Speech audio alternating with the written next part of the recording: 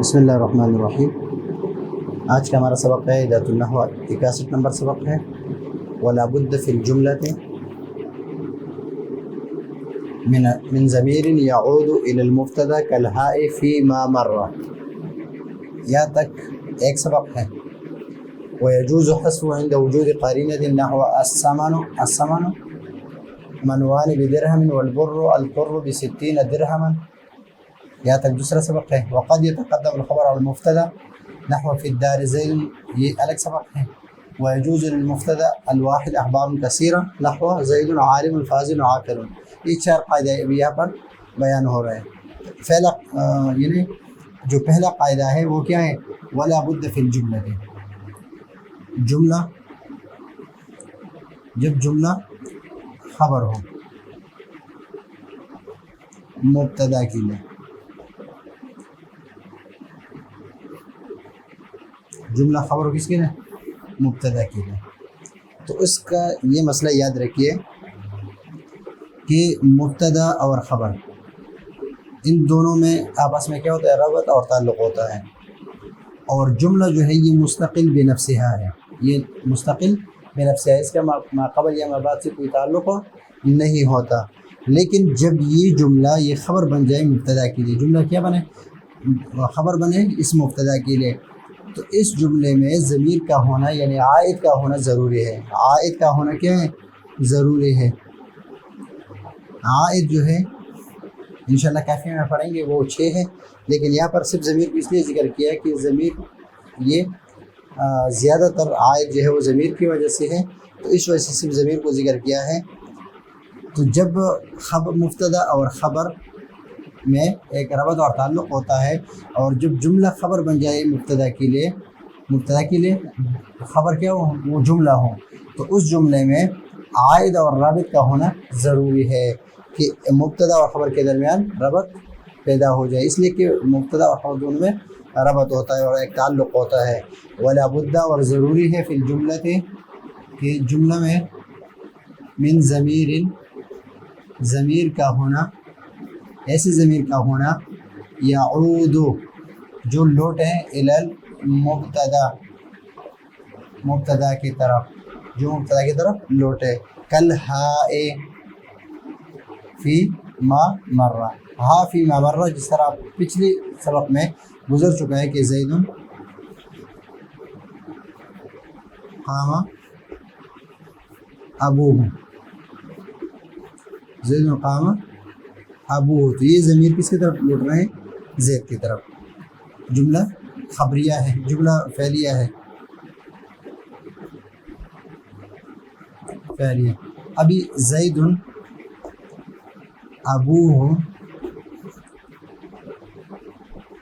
قائم، یہ جملہ اسمیہ ہے، جملہ اسمیہ، اور اس جملہ اسمیہ میں یہ ہا ضمیر کس کی طرف لوٹ رہی ہے؟ زید کی طرف۔ تو یہاں پر ایک عائد کا ہونا یعنی اس مبتدا اور یہ جملہ جو خبر بن رہا ہے اس زید کے لیے، اس میں ایک رابط کا ہونا ضروری ہے جو تعلق پیدا کر دے اس مبتدا اور اس جملہ کے جملے اور مبتدا میں رابط پیدا کر دے۔ فی ما مر سے مراد زید قام ابوہ اور زید ابوہ قائم، جو مثالیں گزر چکی ہے۔ اب یہاں پر یہ تو وہ ہے یعنی جس کو آپ حذف نہیں کر سکتے، لیکن کبھی کبھی اس ضمیر کا حذف کرنا یہ جائز ہے، اس کو کبھی کبھی حذف کر سکتے ہیں جب قرینہ موجود ہو، کوئی قرینہ موجود ہو تو اس کو حذف کر سکتے ہیں۔ وَيَجُوزُ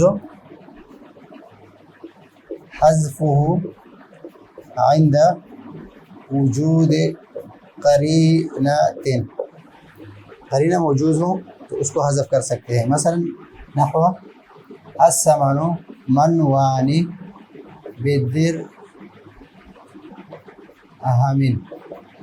منوان بدرہم، یہ ایک جملہ ہے، یہ کیا ہے؟ جملہ ہے، جملہ اسمیہ، اور یہ الثمن جو ہے یہ مبتدا ہے۔ ابھی اس جملے میں کوئی ضمیر نہیں ہے جو لوٹے کس کی طرف؟ الثمن کی طرف، یعنی گی 2 من 1 درہم پر ہے، گی 2 من 1 درہم پر ہے۔ ابھی اس میں کوئی ضمیر نہیں ہے کہ جو ربط پیدا کر دے اس ثمن کے ساتھ کہ اس کی طرف لوٹے، ایسا کوئی ضمیر نہیں ہے. تو یہاں پر یہ عبارت اصل میں ہے الثمن منوان منہ بدرہم. الثمن منوان منہ بدرہم. ابھی یہاں پر من ہو ضمیر کس کی طرف ہے کہ اس گی میں سے دو من جو ہے ایک درہم پر ہے. لیکن یہاں پر بات کس کی ہو رہی ہے؟ من قیمت کس کی پوچھ رہے ہیں؟ اس گی کی. تو یہاں پر قرینہ موجود ہے تو اس کا یعنی جو مجرور ہے منصوب ہے اس کو حذف کر سکتے ہیں. یہاں الثمن منوان منہ بدرہم، یہاں پر منہ کو حذف کیا ہے اور یہ جائز ہے. والبر البر یہاں پر بھی منہ ہے جو لوٹ رہے کس کی طرف؟ البر کی طرف، گندم کی طرف. یہ گندم کی ایک پر کتنے کا ہے؟ ستین درہمن، 60 درہم یا 60 درہم کا ہے. منہ اس میں بھی منہ ہے اس لیے کہ یہاں پر گندم کی قیمت پوچھی جا رہی ہے اور گندم کی بات یہ ہو رہی ہے. تو یہاں پر منہ کو حذف کرنا یہ جائز ہے وہ اس لیے کہ قرینہ اس پر موجود ہے. تیسرا قاعدہ کیا ہے؟ تیسرا قاعدہ یہ ہے کہ کبھی کبھی قد ہم کس کے لیے یہاں پر ہے؟ وہ یجوز یہاں پر ہے قد. قد جب مضارع پر داخل ہوتا ہے تب کس کے لیے ہوتا ہے؟ تقلیل کے لیے. تقلیل کے لیے. ابھی یہ جب تقلیل کے لیے ہے وقد يتقدم الخبر على المبتدا، مبتدا پر اس خبر کی تقدیم یہ کبھی کبھی خبر جو ہے مبتدا پر مقدم ہوتی ہے، لیکن اس میں ایک جوازن ہے اور ایک وجوباً ہے. وجوباً، جوازن اور وجوباً دو طرح کے ہیں کہ خبر یا تو مقدم ہوتی ہے مبتدا پر جوازن اور یا وجوباً. کب جوازن ہے اور کب وجوباً ہے؟ جب مبتدا کیا ہو؟ مبتدا یہ معرفہ ہو، مبتدا معرفہ ہو اور یہ کیا ہو؟ ظرف ہو. ابھی اگر مبتدا کیا ہو؟ نکرہ ہو تو یہ وجوباً اس کا مقدم کرنا یہ واجب ہے. اس کا مقدم کرنا یہ واجب ہے، یعنی خبر کا مقدم کرنا واجب ہے. اگر مبتدا کیا ہو؟ خبر ظرف ہو اور مبتدا معرفہ ہو یہ جوازن ہے. اور اگر مبتدا کیا ہو؟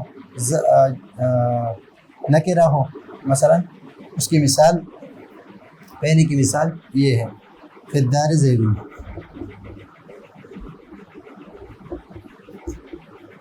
یہ جوازن ہے. جواز میں یہ ہے کہ آپ اس طرح بھی پڑھ سکتے ہیں کہ زید فی الدار، زید فی الدار.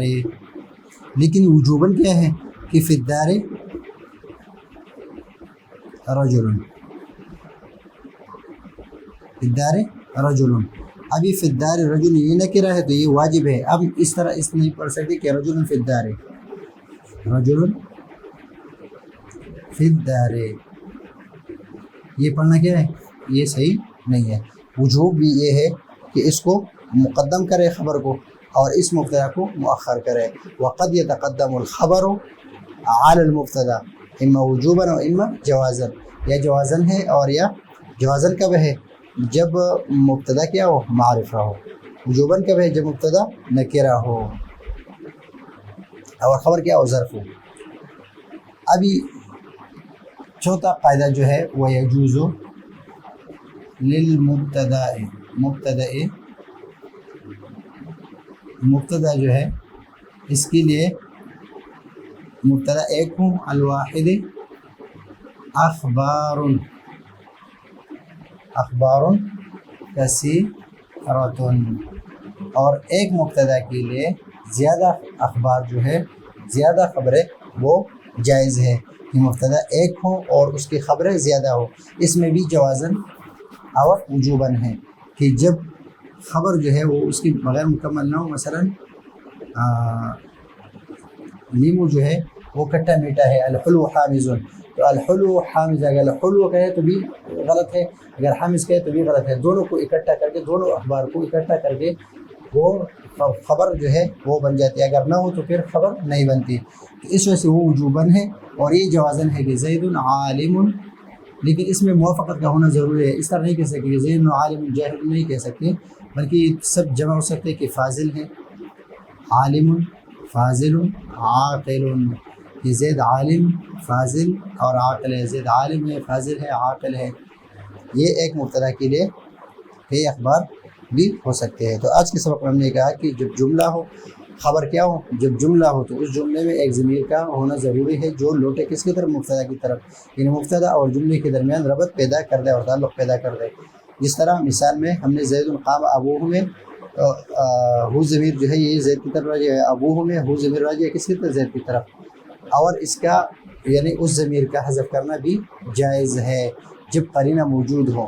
مثلا الثمن منوانی، یہ منوانی بدرہم یہ جملہ ہے، جملہ اسمیہ ہے اور یہ مبتدا ہے، اور اس کے درمیان رابط کا ہونا ضروری ہے کہ تاکہ مبتدا اور خبر کے درمیان ربط پیدا ہو، تو اس میں من ہو ہے لیکن اس کو حذف کیا ہے اس لیے کہ قرینہ اس پر موجود ہے۔ اس طرح یہاں پر بھی، اور کبھی کبھی خبر جو ہے وہ مبتدا پر مقدم ہو سکتی ہے۔ کب ہو سکتی ہے؟ کہ جب خبر کیا ہو، ظرف ہو اور مبتدا معرفہ ہو، تو یہ جوازن ہے۔ اگر خبر ظرف ہو اور مبتدا نکرہ ہو تو پھر خبر کا مقدم کرنا یہ وجوباً ہے۔ وَيَجُوزُ لِلْمُبْتَدَإِ الْوَاحِدِ الْأَخْبَارُ كَثِيرًا، اور ایک مبتدا ایک ہو اور اس کے اخبار زیادہ ہوں تو یہ بھی جائز ہے۔ اور یہ ہے آج کا ہمارا سبق۔ اگلے سبق کے لیے اجازت چاہتے ہیں۔ اللہ حافظ۔